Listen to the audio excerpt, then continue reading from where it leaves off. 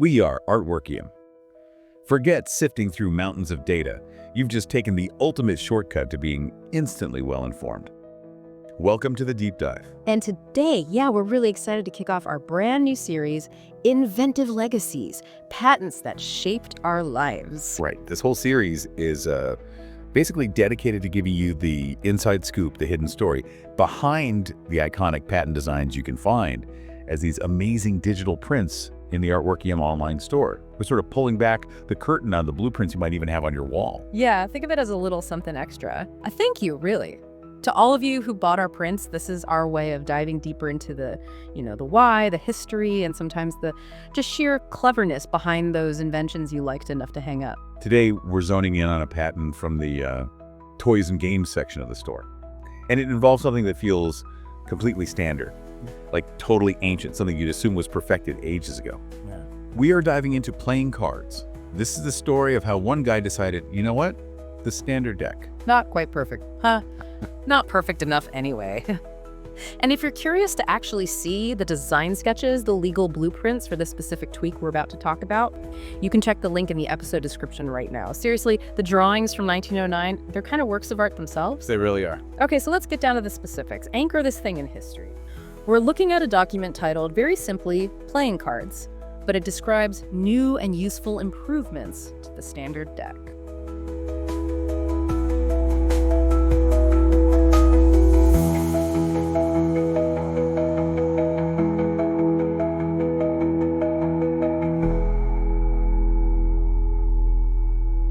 Okay, and the details put us back quite a way. Oh yeah, over a century ago. This is document ID US 0927111A. It was published July 6, 1909, and the inventor, Stanley A. Cohen, a U.S. citizen living in Manhattan, New York City. Right, so a New Yorker, turn of the century, that whole era of big industry, rapid change, and he decides the classic 52-card deck isn't cutting it. My first thought is always, why? I mean, why spend time, resources, patenting a change to something so universal?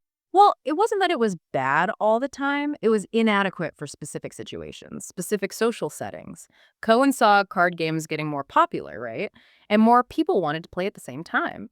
He specifically calls out some really popular parlor games back then. 500 and 8-handed Euchre. Ah, okay. Context. Why did games like 8-handed Euchre kind of break the 52-card system? What was the problem? Well, think about it. You try dealing a fair hand to 8 players. Right.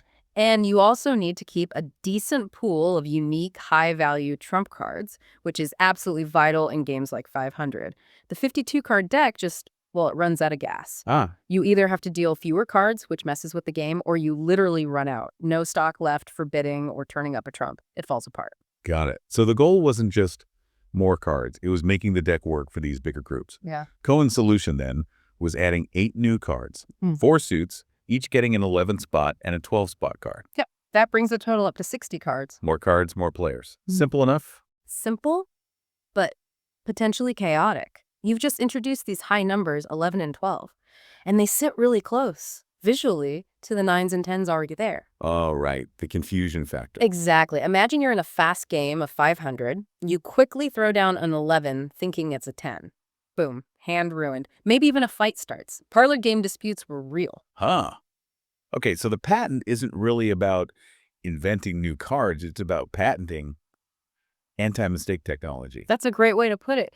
Cohen saw the problem was human error in the heat of the moment, and he figured he needed 3 distinct layers of visual defense to make sure these new cards could be readily distinguished. This is where it gets interesting, the micro design. Yeah, he wasn't just slapping an 11 on a card. He was re-engineering how you process the visual information, the data flow of the card. Okay, layer 1 and 2.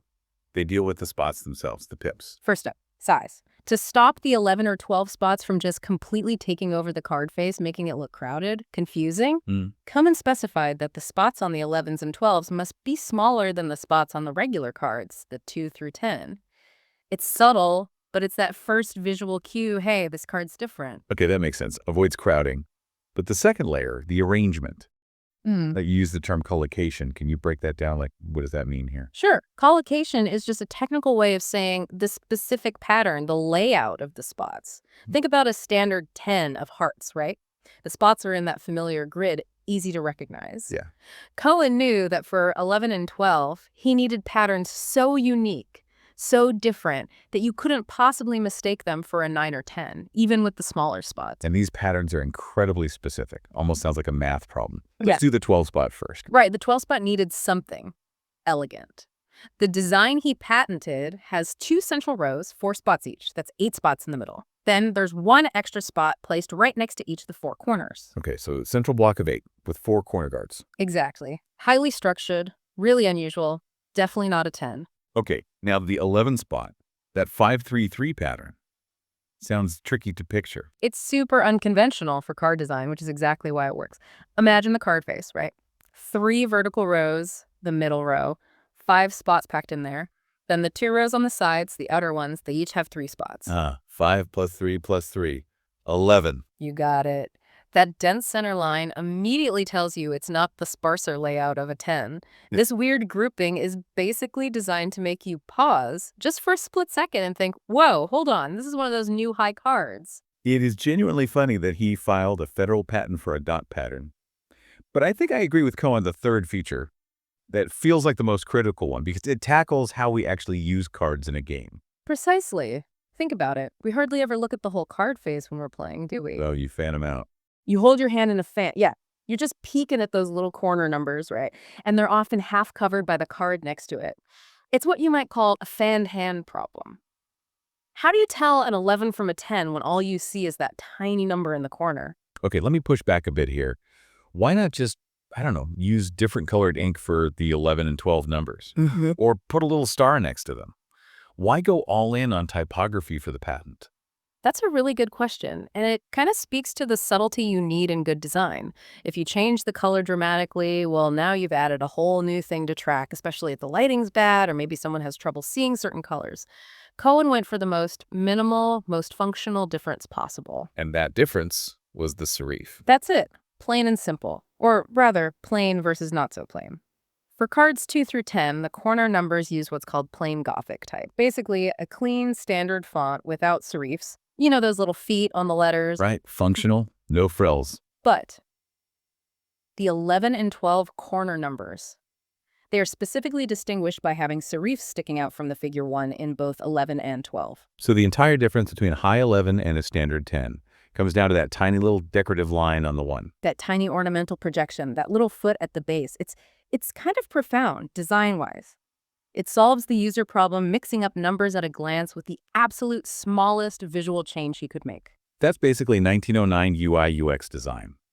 Stanley Cohen nailed the idea of affordance way before software designers were talking about it. Absolutely. Affordance, right. Using a visual cue to signal what something is or how it works. Cohen used that tiny serif as a signal, a little flag saying, hey, attention, this number is special. It's different from the standard 10. Yeah. It's an intellectual property claim built on a microscopic font tweak, patented just to stop arguments in 8-handed Euchre. It's kind of magnificent. And it guarantees that even when the card's mostly hidden in your fan, that little serif is the crucial clue. It changes everything.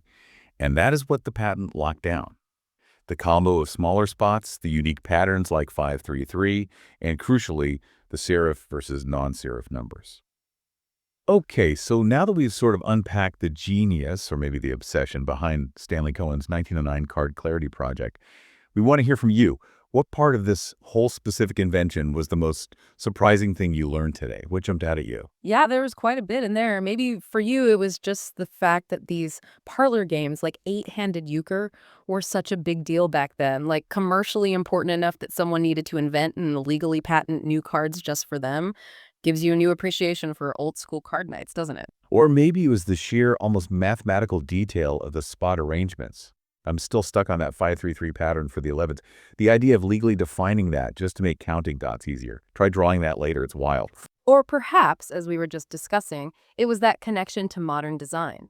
That brilliant moment where you realize the difference between winning and losing a hand could literally hinge on spotting a tiny serif on a corner number when your cards are all fanned out. It's a pretty powerful example of how tiny changes can signal really big differences. Definitely. So we really want you to share your thoughts on social media. Tag us, let us know what stood out, and definitely check out the Artworkium store link in the description to see the patent print itself. It's pretty cool. And hey, while you're at it, if you could subscribe or leave a review, That really helps other people discover these inventive legacies too. All right, so just to quickly recap our deep dive today, we looked at Stanley A. Cohen's U.S. patent 0927119A. That's the 1909 invention that gave us the 60-card deck, really targeting those big games like 8-handed Euchre and 500. The main problem was clarity, making sure players didn't mess up. And the solution was that 3-part defense system: smaller spots, those unique layouts like the 533, and the killer feature, using serifs on the 11 and 12 corner numbers versus the plain ones on the rest. Yeah, what a fascinating glimpse into how even a tiny tweak needed a whole legal framework over 100 years ago. We really hope you enjoyed digging into this century-old innovation with us.